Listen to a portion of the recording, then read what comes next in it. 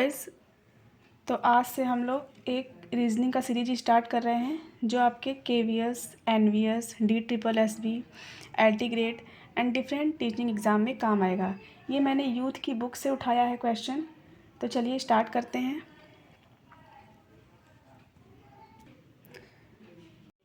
तो फ्रेंड्स, ये यूथ की बुक का PDF है जिसको मैंने अपने मोबाइल में डाउनलोड किया है। तो हम इसी से क्वेश्चन देख देख के सॉल्व करेंगे। तो चलिए पहले क्वेश्चन से स्टार्ट करते हैं। आप पहले क्वेश्चन पढ़ लीजिए, उसके बाद मैं सॉल्व करूँगी, तो उसके बाद आपको आंसर इसका बताऊँगी कि कैसे सॉल्व करना है। एक बार आप क्वेश्चन देख लीजिए, उसके बाद मैं सॉल्व करूँगी। उम्मीद है कि आपने क्वेश्चन देख लिया होगा। तो यहाँ लिखा हुआ है A, B, C, D और E एक बेंच पे बैठे हुए हैं। B के बगल में A बैठा है, D के बगल में C बैठा है, E के साथ D नहीं बैठा है जो कि बेंच के किनारे पे है। C दाएं छोर से दूसरे स्थान पे है। B और E के दाएं A है। A और C साथ बैठे हैं, तो A किस स्थान पे बैठा है। तो देखिए, ये सीटिंग अरेंजमेंट का क्वेश्चन है जिसको हम सॉल्व करने जा रहे हैं।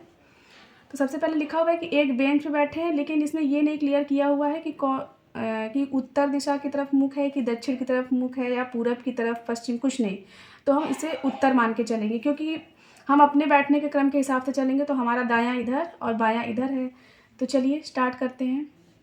ABCDE एक बेंच पे बैठे हैं, तो हम दो ऑप्शन लेके चलेंगे।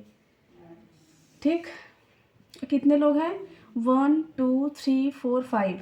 ठीक, चलिए B के बगल में A बैठा है, तो हम कंडीशन लिख लेते हैं पहले। B के बगल में A यानी कि या तो B के बाएं A बैठा होगा या दाएं। ठीक, दो कंडीशन। D के बगल में C बैठा है, इसका भी नहीं क्लियर है। D के बगल में C बैठा है। E के साथ D नहीं बैठा है, मतलब E के अगल बगल कहीं भी D नहीं बैठा है। E के साथ D नहीं बैठा है जो कि बेंच के किनारे पे है, मतलब जो ये D के लिए बोल रहा है। E के साथ D नहीं बैठा है जो कि बेंच के किनारे पे है, यानी D किनारे पे है। तो सबसे पहले हम D को दाएं लेंगे और दूसरा कंडीशन लेंगे D को बाएं। अब सबसे पहले ये D का हम लिख लिए। अब लिखेंगे 1 2 3 4 5 लोग बैठे हैं, तो ये किनारे हैं, तो दूसरा यहाँ, तीसरा यहाँ, चौथा यहाँ, पाँचवा यहाँ बेंच खत्म। इसके आगे कोई नहीं बैठेगा।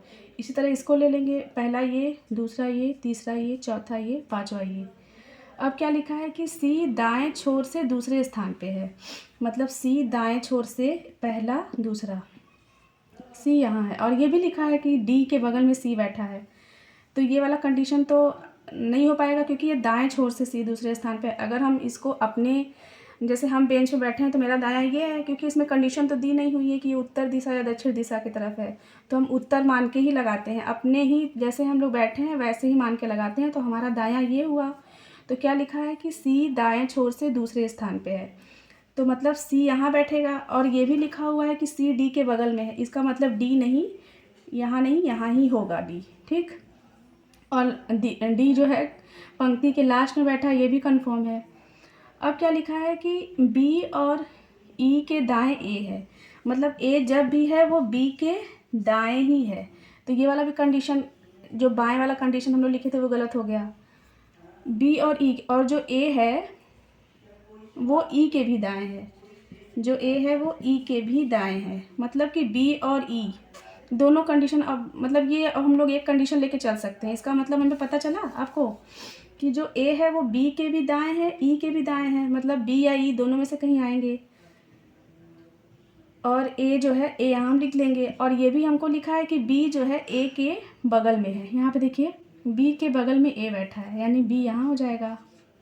तो बचा एक E, इसको हम यहाँ लिख देंगे। ये क्वेश्चन सॉल्व। अब क्वेश्चन हम लोग सॉल्व करेंगे। जैसा कि देखिए आप ध्यान से, क्वेश्चन ने पूछा है कि A किस स्थान पर बैठा है।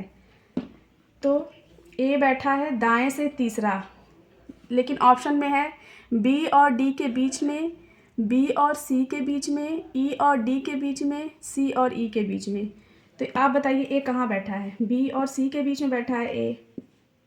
B और C के, इसका मतलब ऑप्शन B सही है। ये मैंने आपको तरीका बता दिया है। इससे रिलेटेड जो भी क्वेश्चन आएगा, अगर सेम हुआ तो मैं स्किप करते जाऊँगी, अगर थोड़ा डिफरेंट हुआ तो मैं सॉल्व करूँगी।